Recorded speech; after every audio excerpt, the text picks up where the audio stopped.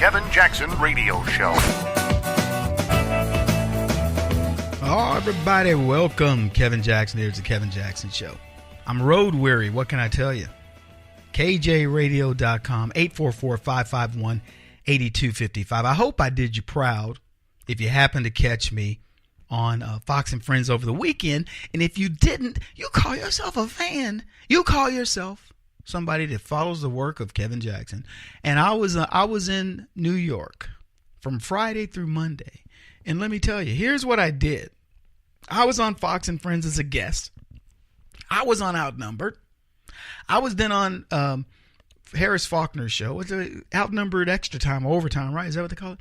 Then I was on Hannity. If you did not catch me and you say you're a fan, you're not a fan of me and you're not a fan of Fox.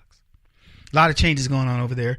Cool stuff, you know, and I wish whoever gets the weekend slot at Fox and Friends, they just call it Friends. But I wish whoever gets that they really knock it out of the park. I thought I did a pretty good job. You know, it's funny. You think you know TV or a particular thing that you do, and then you do it, and you're like, whoa. One of my teammates, he said to me, says, Kev, you seemed a little nervous. I was like, nope, I wasn't. I wasn't nervous. I was apprehensive about a few things that it was difficult to sort of figure out. You know what I mean? Because it's a new gig, right? I was apprehensive, but no, I was in no way nervous.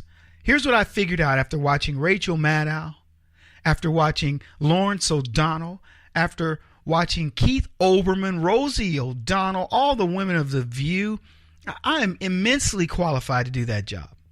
No question about it. And there are going to be times when you say things that are controversial. Sometimes it'll be mundane. I felt like I carried the water. You know, I did. In other words, I did my part. Abby's a professional. Pete's a professional. They have their strengths. They also have their weaknesses. But I'm same with me, right? Strengths and weaknesses. But I'm no slouch. I know what I'm going to deliver. And here's the other thing. I mentioned it's a lot of trade-offs and who's going to talk and who's going to introduce this or that. The biggest thing I got was, Kevin, we saw you guys texting me and Pete during the program. I looked up and went, oops. But we thought the camera had gone off of us because it lights up red and green and you think, oh, it's off of you. And it wasn't. Good fun, you know? It's live TV. It's supposed to be fun. It's supposed to get people to come over and check it out and see what's going on.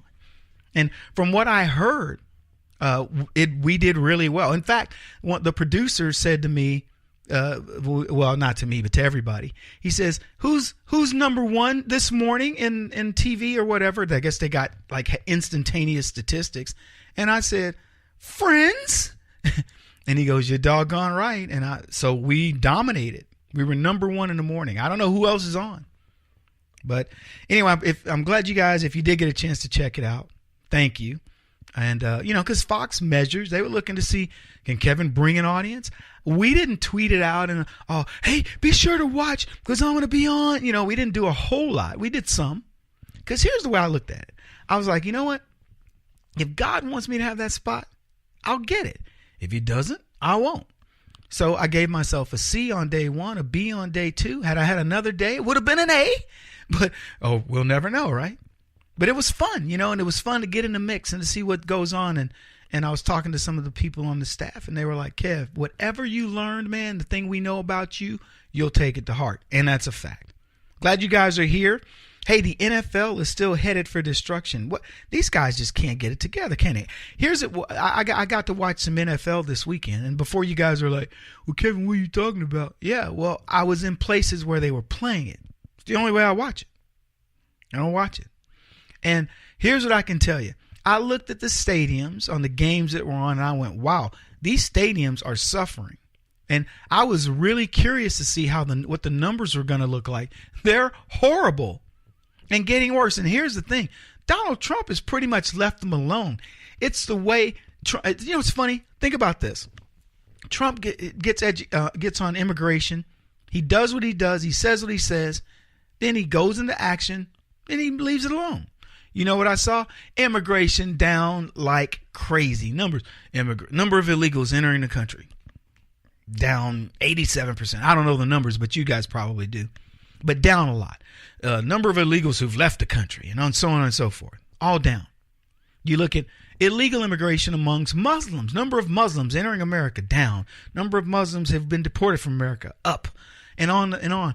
When Donald Trump, this is what you got to like about this guy. Whether you like him or not, he gets something done. If he tells you, this is what I'm going to tackle, you have to like it. I mean, well, you don't have to like it, but you definitely have to take note that something's going to happen, that this guy really knows what he's doing and it's going to be impacted. And, you know, they keep wanting to make the comparisons. He's not articulate enough. He's not this or that. And I keep coming back and saying, look, you can have your articulate, clean black man. I'll take the guy who, when he goes, you know, I don't like that. That's not good. It's not good for America. And I think to myself, he's going to address this. Opioid crisis. Is there anybody out there who hasn't, who maybe heard his press conference, heard him talk about it? Do you think in your heart of hearts that he's not going to do something positive to help with this opioid crisis? Is there anybody out there? Let me just drop a bomb on you folks. Even leftists know this is a good thing.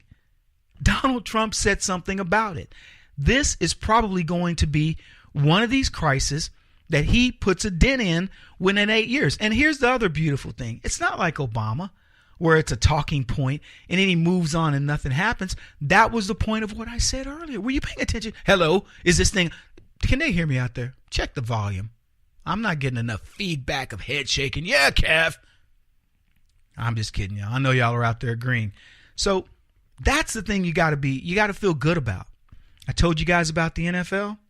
Said these guys want to take a knee, and Donald Trump finally addressing it and saying, look, I don't give a crap what your industry does in terms of what product you make or whatever. But if you're going to make a product and then you're going to try to go somewhere and you're going to take a bow, you're going to, take a knee, or in the case of Obama, bow, you're not American.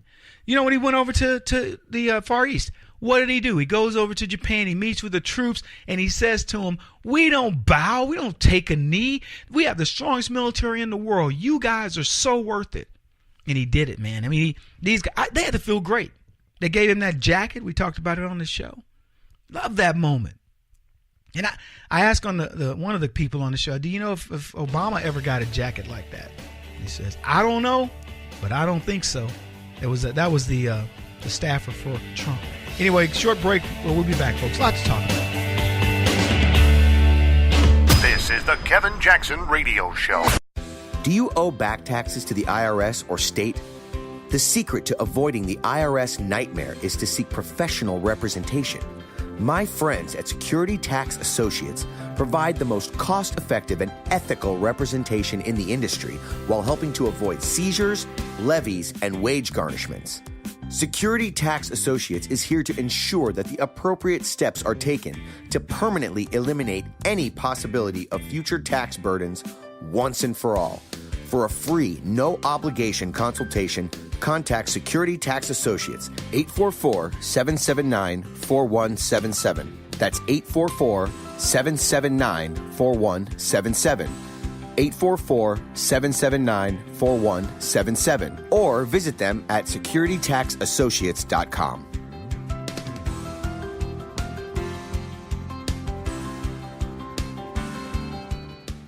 Beth Cook Moranville, author of Closer Than Your Breath, a book of hope. Hope, that wonderful, wonderful 4-letter word that you may feel completely out of. I wrote this book to give you great hope. It's not too late. If fetal position is an all too familiar place for you, I understand. If the next 60 seconds are too long, this book is for you.